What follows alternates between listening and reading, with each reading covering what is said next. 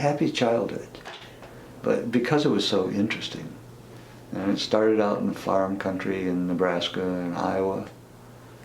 And I had a grandpa who would take me around on all the chores you get to do around on a farm. We were up, and he was a person who, when he needed a tool, he'd go down and fire up the forge and blacksmith himself a tool, and I would be pumping the bellows, the bellows on the forge. So I have a whole lot of farm memories that were that, milking cows by hand and driving teams of horses. Age 10, we moved to Alaska. This was Second World War times, 1943. And I have countless interesting stories about the trip, you know, and including landing on a little lake in a little plane and getting on a dog sled which went into the town of Naknek and then rode across the bay, Naknek Bay, to, and so on and so on. I got piano lessons like everybody did. Every house had a piano in it when I was a kid. From the widow of the town doctor in Marathon, Iowa. I would stop there after school. She would give me bread with butter and brown sugar on it and give me a lesson in the John Thompson piano books. One of two teaching systems that grew up in this country. And it wasn't long before I started, I remember thinking, I could write better pieces than these. And I remember drawing lines on a piece of paper, sitting at a piano, writing notes on it. I think being shy helps. I don't mind being alone. I like being alone, actually.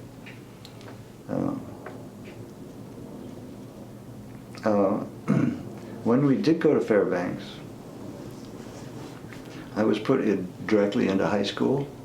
There's a story behind that, which I'll skip. I was 12 years old, and we had the principal of that school was pretty sure I was special, so he tried to do everything he could that would be special, which puts me in the best classes that they had, which were things like typing, bookkeeping, shorthand. So the bad part is I then did gym with the seniors. And I was a scrawny kid, right? A scrawny 12-year-old kid.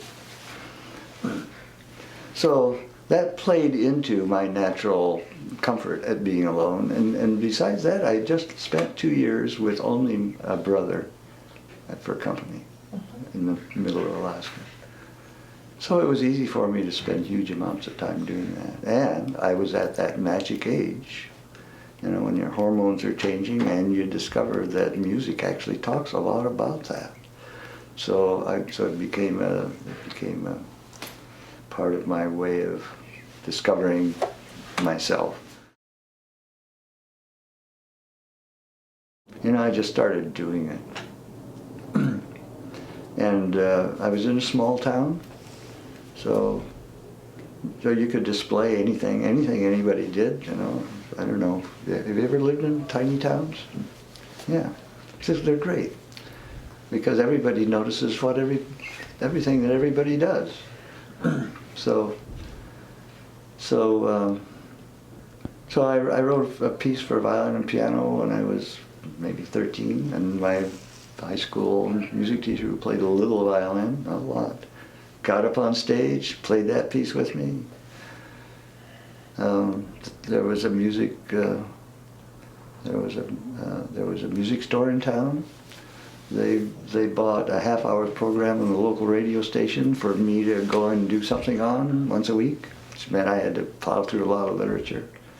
But one of the best things that happened during those years was a movie called The Apartment, I think, Jimmy Stewart. You know, it was a murder mystery, but it all took place in one apartment. There was a piano in there, and there was a crazy piano player who played the first movement of the Poulenc Perpetual Motion over and over. Crazy little piece. which drove me nuts because I loved it, and I didn't know what it was. And here's serendipity.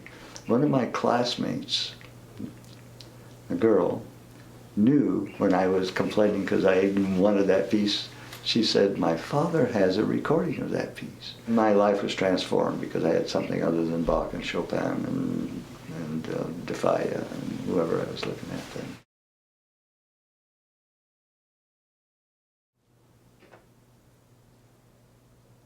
No, I was curious. I had string players around me a lot, but not a quartet.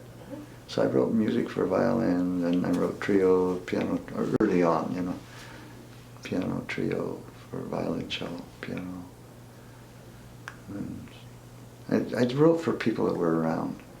It's Hindemith's piece of advice. Write for your friends, they'll do their best to make the piece work. And the flip side of that, which is really important, is that if you care about your friends, you'll try to write them something that there's joy in the playing of. David's been doing different things, including went up to Victoria and played the symphony up there for a while. When he came back from that, he came to my house and he said, I've decided what I'm going to do. I'm going to put a string quartet together. And he did. And here's what I like to pass on to all young people who are trying to decide how to get started. He scheduled 60 concerts for the year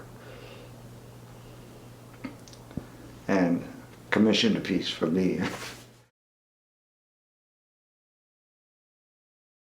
I mean, you have to write a decent piece, but you also have to think about how does it lay on the instrument? How does it feel to play this kind of an instrument? Why do people decide to play this instrument?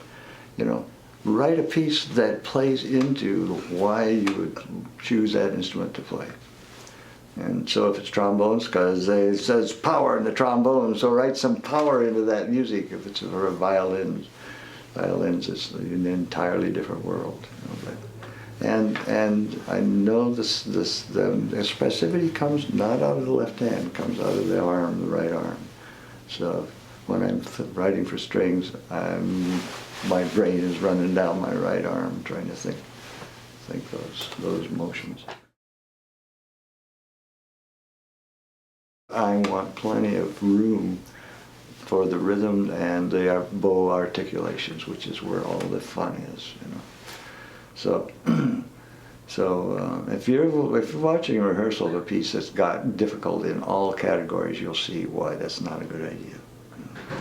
You just tear your hair out to get really not very much, and hard for the listener, too, because we can really only observe significant changes in 2 or 3 parameters of the music at a time.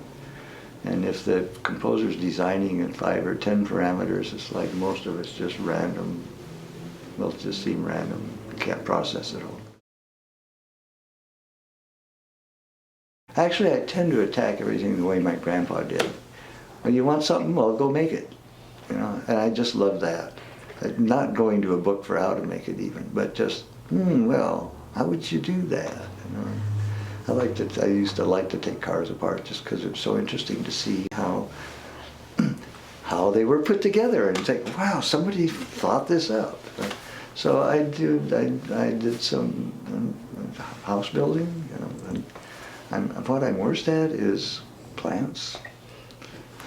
Oddly enough, you'd think in farm country I would know something about plants.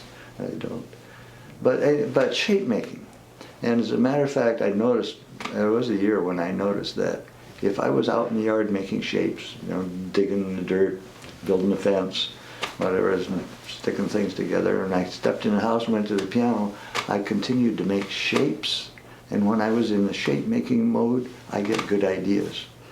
If I'm in just a sentimental mode, not much. And if I haven't made shapes, I sometimes sit down at the piano and play notes and say, well, I just hear a lot of notes, but why? Why is it I do this again? Don't remember. So for me, that's a key.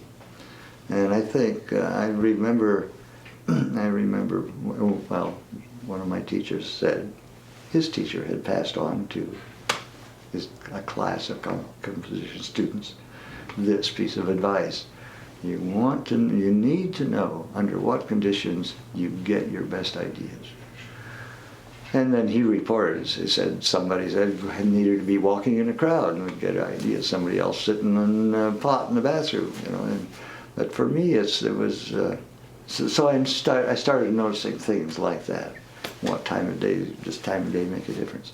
It did. I used to be great after midnight. Now I'm great from 6 in the morning till about 11.